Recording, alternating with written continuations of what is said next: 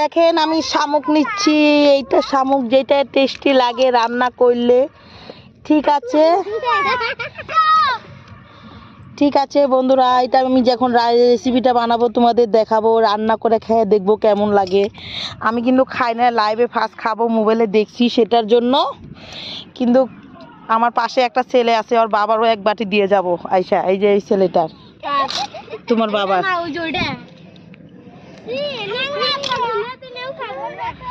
তোমার আব্বাকেই দিব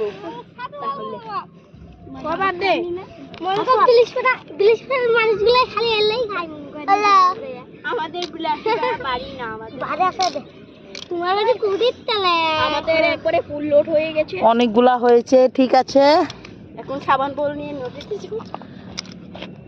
আরো অনেক আছে, এগুলো আমরা জাল দিয়ে উঠাইছি। ঠিক আছে,